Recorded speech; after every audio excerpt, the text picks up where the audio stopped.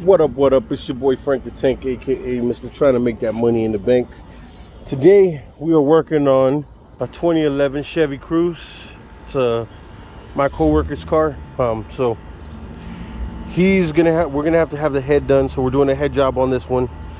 So far I've already removed the air hose that goes from the intake right here to the air box. I've removed the air box out of the way. I'm just starting to release some of the clips that are along the way. There are going to be a lot of clips that you're going to have to take off. For this procedure, there's two ways of doing it. You have to take off the intake completely. I'm not going to do that. I don't feel like that's something that needs to be done. I do know that you can take it off and just have it pushed out of the way just a little bit, and that's why I'm removing all the clips. So it'll just slide back in the cut and there won't be any problem. The exhaust is the thing that usually is the problem because the turbo is set up right here. So I'm probably gonna have to take the exhaust all the way off. So I'm gonna do that right now. Bear with me, follow along, and I'll show you how to tear this 1.4 liter turbo Chevy Cruze engine apart. All right, so jumping back into the video, now you can see I've already removed the spark plugs. The coil pack for the spark plugs. They are a T, I believe it's a, let's see what this one is.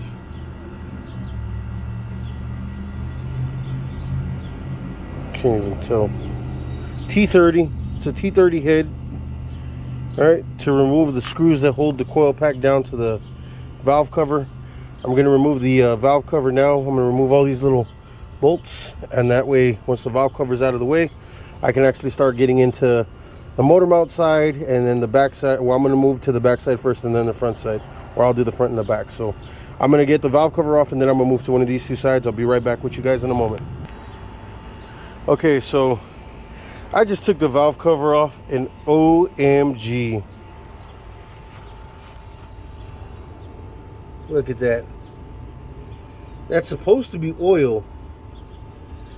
That is what happens when water mixes with oil, yo. And look at the back of the valve cover. Damn. So, yeah, this head definitely needs to be redone, so we're gonna get to tearing it out. Stand by. All right, welcome back to the journey. So what I've done is upon removing the valve cover, this seats in the valve cover. So what you do is you slide it up and it comes right off. All these little connections that are right here, they all go, this one goes to the cam journal right here. This one goes to hold on a second. Oh wait, this one right here goes to, I'm assuming this is the thermostat, and this one goes to where is it?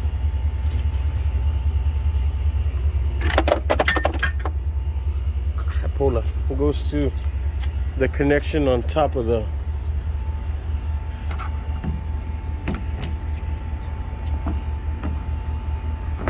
no, never mind. Doesn't go up there. Well, so okay, it goes right there to this sensor.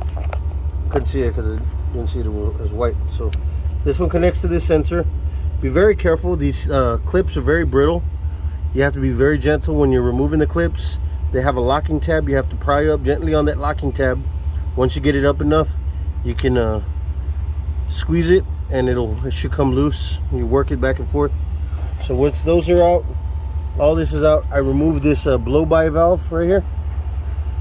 See all the oil in it, and the water.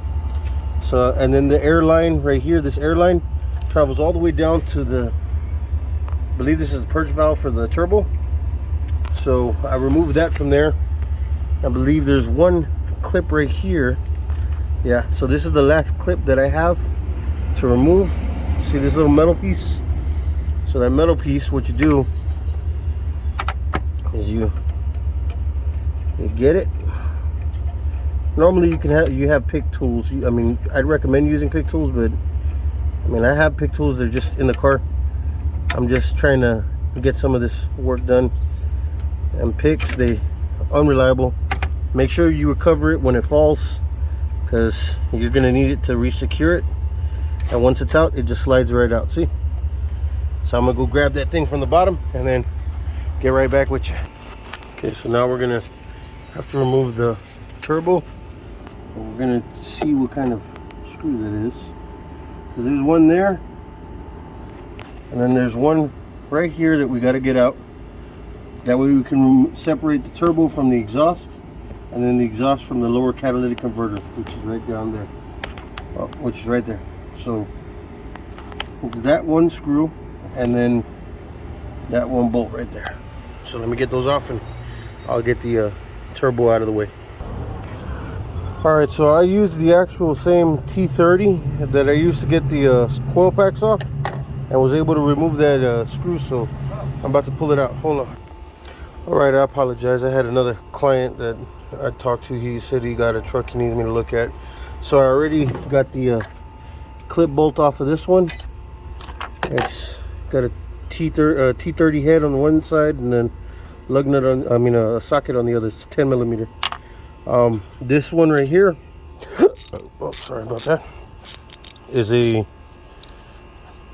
10 millimeter Allen, and you need that to remove that oil line right there for the turbo. So I'm gonna take that off, and then hopefully this turbo, I can slide this turbo out, because I don't think there's anything else holding the turbo mount, but you never know. I gotta make sure. So let me check.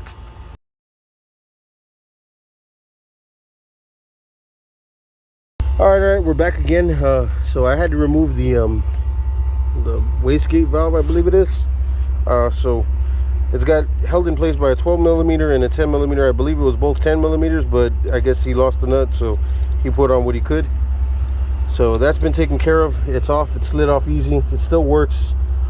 So that's pretty good. I got to check into this, because I noticed that this is sticking. See how it's not moving?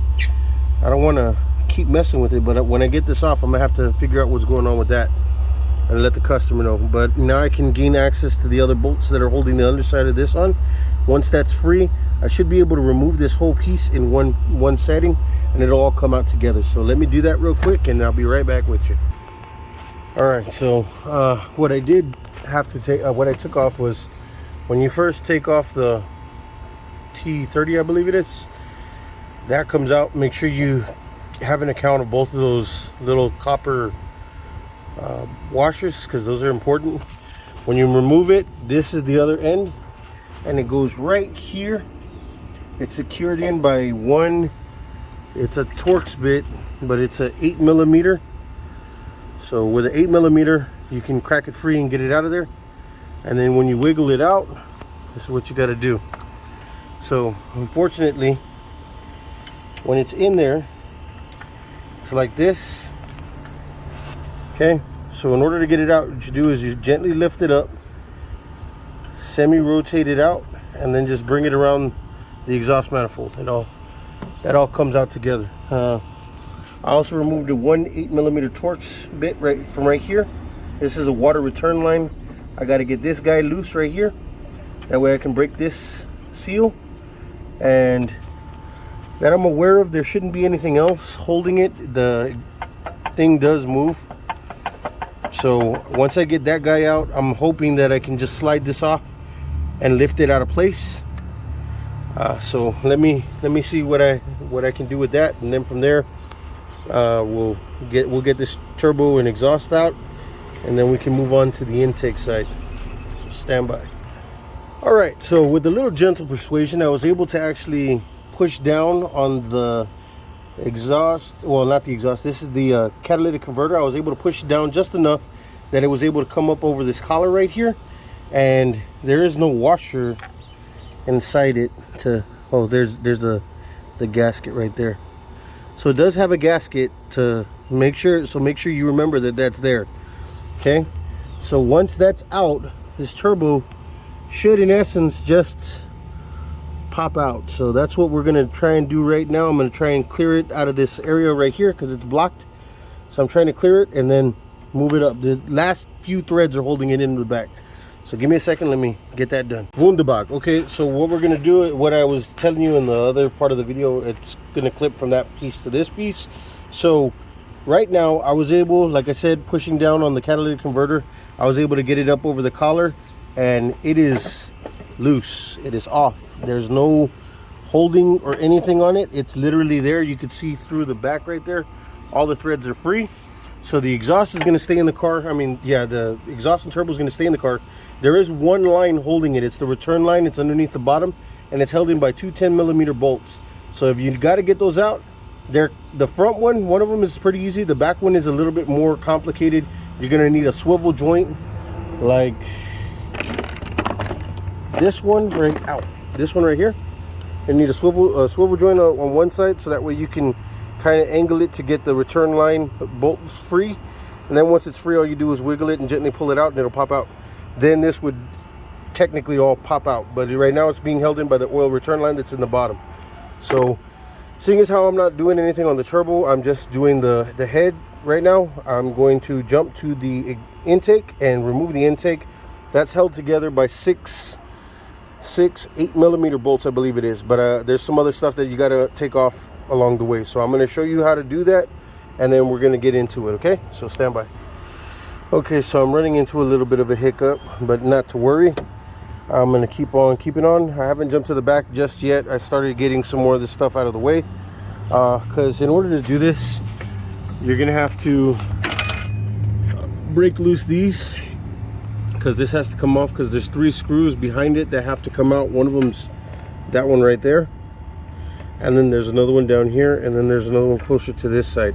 So we actually have to remove the motor mount and the belt to get that off. I'm going to do this in a couple of minutes, but right now what I was trying to do is the timing. So this car, along with all the other 4-cylinder cars that are in the same kind of style for this engine, with the turbo, they have a specialized kit that you have to use for the timing. Okay, so I went and got this on Amazon. It was not too expensive, 45 bucks, but it's okay because I'll be able to use it to make more money in the future. So this guy goes like this, and it's a whole set. Okay, so this is a stop block for the back for the timing. So once the timing is at top dead center on the bottom, since the chain isn't, loose, it should line up enough that this plate will slide behind these cams and secure it in place. Right now it's just a little bit off. I don't know if you can see that or not. It's just a wee bit off on both sides. So I got to turn the engine by hand. That's why I took out the spark plugs, so that makes it a lot easier. I'm not fighting against compression. The weird thing is, normally the crank is held in by a big bolt, something like this or one of those guys. This guy is held in by a 14mm head. It is a reverse, it is a Torx head, but it's 14mm with a 6-point, and you can do the same thing. Right now I do got to get the cover, because there is some ports that you got to block off, and that's why you have this tool. You got to use this one for the head up here at the top, and the location for it is right there where my finger is. Like, see that? See how I got that screw loose? So that's for the tensioner for the timing chain. Once you have it once you have the crank up and top dead center, there's another one cover like that lower on the engine. You have to break that free. It does have a washer on it, so make sure you account for that washer. When you get that guy out, this bad mamma jamma right here, oh, hold on, this bad mamma jamma right here is the stop key for it, so you won't jump your timing. So once it's at top dead center, this slides into that hole that you got to uncover down at the bottom, and once it's down in there, it's all the way seated up against this threading right here, this little diamond weave threading. It seats all the way up here at the top, and once that's done, the bottom cam, the bottom crank won't move. It'll give you a little bit of, resistance against what you need to do to get up here. Now, those are a 21mm, but this guy, 15/16, fits on there with no problem. Look at that, on both of them.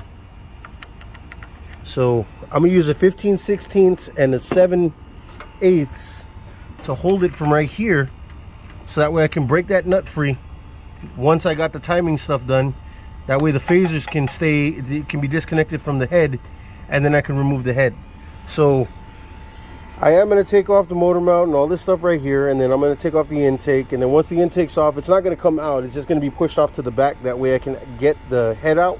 Once the head's out, half of the job is done right there. That's the hardest part. That's what people are really worried about.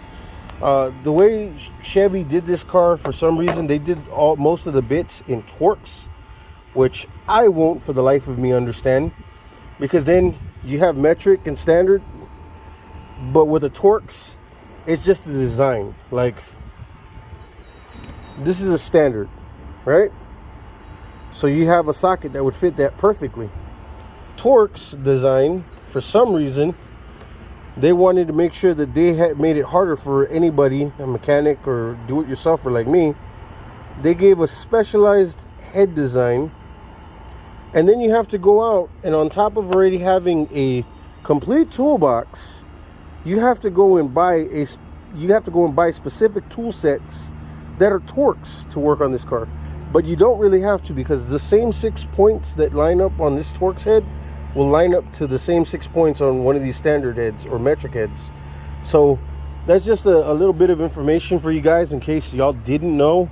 Torx heads can be removed with, regular sockets. Just word to the wise, and this is just to err on the side of caution when you're doing this, because if you strip it, then you're gonna have to deal with everything after that. So I'm gonna get into trying to get this motor mount out and get this belt off and lock up the lower cam, the crank, and then from there I'll get back with you and I'll show you exactly what you got to do for the tensioner, and then we'll remove the intake, and then we can start cracking all these bolts loose on this head and get it out. So I will show you the order that you have to remove the bolts, so no worries. Even when we're rebuilding it, I'm gonna show you the order and what you got to do to get it done. Okay, so stand by, let me get a little bit more of this little light work done, and I'll be right back with you. All right, so I got the motor mount out. The engine is being supported by a scissor jack. So this is the mount plate that goes on the engine. There's 3 bolts that secure it, and it's the same size to take these bolts off as it is to take the motor mount out.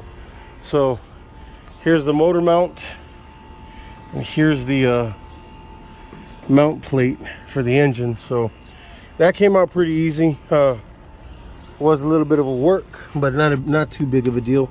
Now here's where it gets interesting. Okay, so the reason I had to take out the motor mount, if you have this vehicle and you don't know why I had to do that, that's how you're supposed to take off this serpentine belt. You can't take it, you can take it off, like the tension off, and pop it off, but you cannot remove it from the engine itself or replace it without removing that motor mount. The design that these guys did for this car, I don't know why. In their other Chevys, it was really easy to do. I guess it was just because the way they did this engine, this 4-cylinder engine, it's just a real pain in the butt. But it is something that can be done. If you're feeling like, oh my god, I can't do it, it's too much, don't think like that, because you can do it. If I can do this, you can do this. This is why I do videos like this, just for anybody. If you're having this kind of problem, a vehicle that has this kind of issue, I know what it's like to be the little guy, and so I know what it's like to be the little guy. I know what it's like to have to take your car to the shop, and I know the ridiculous amounts of money that they charge you at the shop. Now, the reason why the prices are so high at shops, and why a guy like me doing a job like this will save you money, is because of the fact that I don't charge you what a shop would charge you. But then again, I'm not ASE certified. I'm not, any of that stuff like they have. I don't have the special licensing that they got. But doing the labor is what I save you the money in. Because in every shop all around the United States, there's a repair manual. And the repair manual tells you exactly how many hours something like this should take you. Now, for different engines, it's different. Like Mercedes has a real high hour rate, like for repairs, even simple ones. Chevys, not so much. The newer ones are starting to get like that. But that's why people who go to like repair shops, whether it's an automotive repair shop or it's an actual dealership, you will get charged more there than finding somebody out here that has the knowledge and the know-how to save you a little bit of money. Now, I don't have the specialized tool to replane this head. Yes, I've seen people say, oh, well, as long as it's within parameter, you can just, you know, sand it on a table. You put some sandpaper down and run it back and forth. I don't trust that method. Yes, it will work, but I do not trust that method, because you don't know if there's any depression in the table. You don't know if the table was truly straight. There is no real way for you to know it is exactly straight and plain and level. So I won't even risk that. I would not recommend that to any of my customers. I would not recommend that to any of my family. I would not recommend that to any of my friends. I would rather spend a little bit of money to make sure that it's done professionally and done right than to do something, you know, like that and then be like, oh, well, it's still doing the same thing, because it's not right. So that's why I do videos. I do these videos so that way if you have a vehicle like this and you don't want to pay some, you know, automotive repair shop thousands of dollars to do this, because my client he took it to a shop and they quoted him $1,900, almost $2,000 to fix this head, which at a shop, yes, that's what you would pay. But the thing is, I'm not that kind of guy that's going to say, well, I mean, you know, do it, because not everybody has $2,000 rolling around in their pocket. My labor charge for this, and it's cheap, it's $850 for doing this, because I'm messing with timing components, I'm messing with, you know, water components, I'm messing with turbo components, exhaust and intake components. So all of that stuff has to be put back properly or this vehicle will not run right. And menos, the biggest thing is the head. Now, in the earlier in the video when I was showing you exactly what I was, if you look at the engine, you can tell somebody did a really bad RTV gasket job on this valve cover. That is a big red flag. The second big red flag is there's no gasket maker here. And for the life of me, I don't understand that. But that's fine. I'm going to have to clean all this stuff up anyway, because that's not how you properly do a valve cover. That's not how you properly do that. So my biggest concern was this. Look in the oil wells. You see this? This is oil and water mixed together. And that's just not good for anything. You never want to see this in your car, because that means you have a head failure. Now, I did tell the customer, I was like, look, man, because he wanted to buy a new head. And I told him, look, man, if you buy a head, you're still going to have to get it and send it off and have it checked and planed and everything, because no head, even if a used head, no head is going to come with that stuff already done. That's a little bit of money that they got to spend to do that. The best thing for you to do is use the components on your car. His car ran and drove over here, so clearly this is all working properly. If this is all working properly but the head gasket is bad, then this head should just go through a cleaning cycle, get planed out to where it's perfectly flush. We drop a new gasket in there, put everything back on, torque it down to spec, put everything back together, reestablish all the stuff, could reconnect everything, and then crank it, and it should start and run like it's brand new after we clean out all this dirty, gunky oil. Now, I'm not saying that that's what's, you know, gonna happen. I mean, I don't know any other issues that this car might have. It could have a broken block. It could be a leak in the block. I mean, that is possible. These cars, you know, if you run them like they're race cars, 9 times out of 10 they're going to fail you, because they're not designed for that. They're designed to give you the feel of a V6, V8 with that turbo, but only for you to get up to speed. These aren't meant for racing. These aren't meant for, you know, hot dogging and doing stuff like that in the street. I mean, even my cars. My car is a Maxima sport vehicle. That's what the SV or whatever it is. It's the upgraded sport one. It has paddle shifters and all that stuff to make it appear that it's going to be fast. But this car it's a V6 and it gets up there. But so is that one, and it gets up there. It is one of those fun. Whatever you buy, you need to know what it is that you're getting into prior to you buying it, because it could have been something like, my client bought this from another guy a couple months back, I think is what he said. He bought it from another guy, and the guy told him, yeah, there was the head gasket, or he didn't even tell him, I don't think. He didn't even tell him that there was something wrong with the head gasket. And that's some bad business practice right there. I don't appreciate that. I don't like that. I don't think anybody should get up over on anybody else. If you're doing dirty, you know, karma comes back at you. So you do good work. He brought it to me. I'm gonna help him out. I'm charging him way less than what a shop would for all the labor and stuff. So, you know, it's one of those things, man. It's not what you do, it's who you know. And in this case, him and I, because we work together, you know, I'm giving him a hookup. I'm helping him out. And I want to make sure that this car is going to run him at least for another 2, 3, 4, 5 years. And if the head's all that's wrong with it, hey, if they can repair it, they'll repair it. If it's the gasket, we can switch it up. Gasket will be done. And this car will be running like a champ again. Because this is a decent car. They are good cars. They run you good as long as you treat them right. Always remember that what you do to your car, you got to remember, have real expectations of what it's going to do for you. So I'm going to keep tearing into this. Stand by. I'll be right back. All right, so the size socket you're going to need, it's not a socket, it's a star. It's a T55. I'm going to show you exactly where it's at right now, okay? So I'm going to turn the flash on. Okay, the flash is on. All right. So this is the cover, and you see how it has the washer on it. Sometimes that washer does get stuck, but you need to make sure that you get it off because you need it flush with tool. So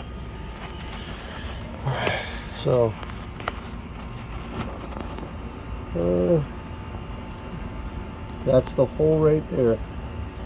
See it? See it? So now that that's open and we have it at top dead center, we're gonna get our tool. Special tool. Special time. We're gonna pull out this bad mama jammer right here. And this goes in that hole, and make sure it's fully seated. Do make sure you have your ratchet ready, because you may have to turn the crank a couple, like a little over and a little back, to make sure it seats all the way in. So I'm going to do that right now, and I'll show you what it looks like when it's ready. All right, so after a little bit of wiggling and moving around, it's all the way seated. So the crank doesn't move no more, which is awesome. Now we got to work on the top. So hang on. Okay, so we're still here. Intake is already off and loose. It's held in by these 6 Torx bits. They say leave them in the thing, but this one is probably going to need a new set because the sleeves that are supposed to hold it in place, they're deteriorated, so they just popped right out. So it's okay, I got him off. So the intake is off, exhaust is off. I got all this done. Remove the belt with the tensioners right here. It's a 11 millimeter.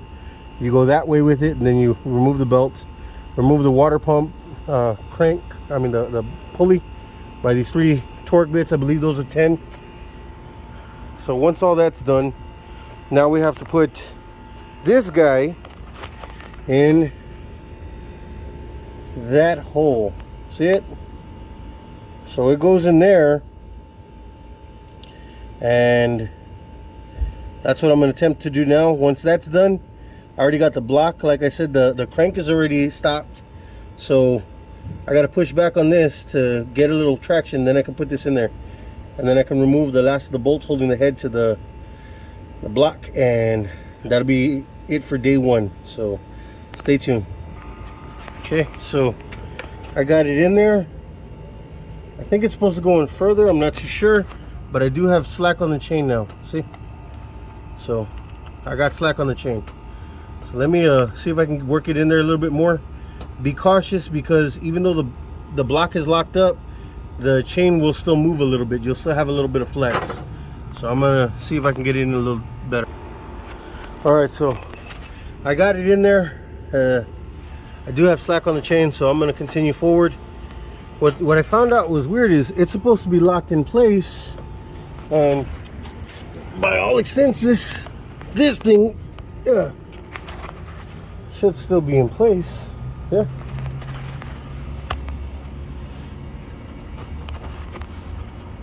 Still, oh, okay, it did pop out. Okay, that's why it happened. Okay, hold on. That's a ball bearing. Ball bearing? Are you sure? It looks like a ball bearing. All right, so bullet. we got the head out. I'm cleaning up the cylinders right now a little bit. I'll clean up the mating surfaces. This gasket part right here is actually one that you can actually tear off and put a new one on, and that's I think what we're gonna do for my customer. But everything else is already in. It's already out. There's the head. This is what the underside of the head looks like before me cleaning it. You see all this? This is carbon buildup. I mean, it's not the best. So I'm gonna clean it up with a wire brush, and then you could definitely see the grime and oil right here. Look. And then here's the exhaust side right there. Look.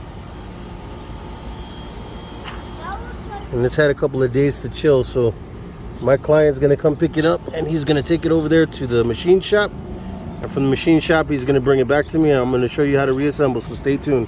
Thank you for following. Like, comment, and subscribe to the Apophis Car channel. Thank you. Have a good day. All right, so we removed the head after drilling out that last head bolt. I used a magnet to pick up as much of the metal shavings as possible, so all that's out. Everything in the car is out and ready to rock and roll. Here's the head. I know I showed you a video of it before. You can see where all the damage is to the head right here, but that's your tensioner, and that's the piece that comes with the kit so you can hold the tensioner in place. With that being said, the head itself does need to be serviced. They're gonna, hold on, let me put you down for a second so I can flip it over. They're gonna take it, and the customer's going to take it to a machine shop where they're going to plane the bottom, make sure it's within the zero spec tolerance for this vehicle, and clean it up. And then once it's done, it's going to come back and we're going to begin reassembly. Thank you again for watching the step-by-step tutorial how to remove the head. So appreciate your time. Thank you very much for following the Apophis Family Car channel. We'll see you when this gets back.